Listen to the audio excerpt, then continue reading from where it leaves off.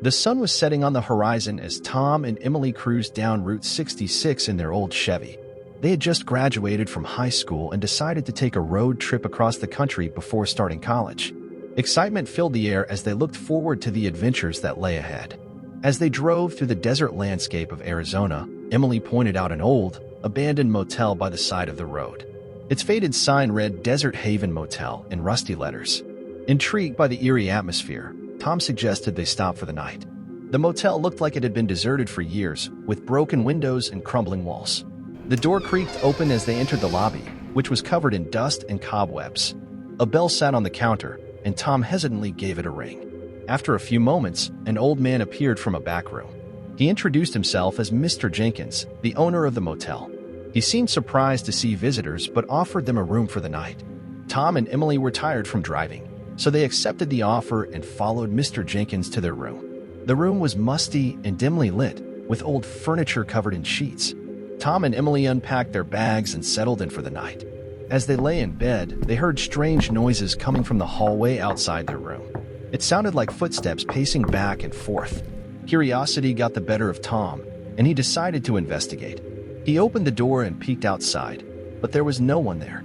Shrugging it off as their imagination, they tried to go back to sleep. However, as the night went on, the noises grew louder and more persistent. It sounded like someone was knocking on their door. Tom got up to check again, but once more, there was no one there. This time, though, he noticed something strange. The door to the room next to theirs was slightly ajar. Feeling uneasy, Tom pushed the door open and found the room empty. But as he turned to leave, he caught a glimpse of something in the mirror. It was a figure, standing behind him with hollow eyes and a twisted grin. Before Tom could react, the figure vanished into thin air. Shaken, Tom returned to his room and woke Emily. He told her about what he had seen, but she dismissed it as a trick of the light. They decided to leave first thing in the morning, eager to put the strange motel behind them. As they continued their journey the next day, Tom couldn't shake off the feeling of unease from the previous night. He decided to do some research on his phone and discovered a chilling story about the Desert Haven Motel. According to local legends, the motel was once a thriving business, but it fell into decline after a series of mysterious disappearances. Guests would check in but never check out, and their belongings would be found abandoned in their rooms. The motel was eventually shut down, but rumors persisted that it was haunted by the spirits of those who had vanished. Tom was spooked by what he read but didn't want to worry Emily. He kept the information to himself as they continued their journey, hoping to leave the ghostly motel far behind them. As they crossed into New Mexico, Tom noticed that their route would take them past the Desert Haven Motel once again. He debated whether to take a detour but ultimately decided to face his fears and confront the eerie place head-on. When they arrived, the motel looked even more ominous in the daylight. Tom hesitated but then mustered up the courage to go inside. Mr. Jenkins was surprised to see them again but welcomed them back, offering them the same room they had stayed in before. As they settled in for the night, Tom couldn't shake off the feeling of being watched. He kept glancing around the room, half expecting to see the ghostly figure from the night before. Emily noticed his unease and tried to reassure him, but even she felt a sense of foreboding in the air. That night, as they lay in bed, the strange occurrences began again. This time, the knocking on the door was louder and more insistent. Tom hesitated but then got up to check, finding nothing once more. As he turned to go back to bed, he froze in terror. The figure from the mirror was standing in front of him, its eyes burning with an otherworldly light. Emily screamed as the figure reached out a hand towards them, and Tom grabbed her hand, pulling her towards the door. They ran through the empty hallway, the figure following them with every step. As they reached the lobby, they found Mr. Jenkins standing there, his eyes filled with sorrow. "You shouldn't have come back," he said, his voice trembling. "The spirits here are restless, and they don't take kindly to visitors."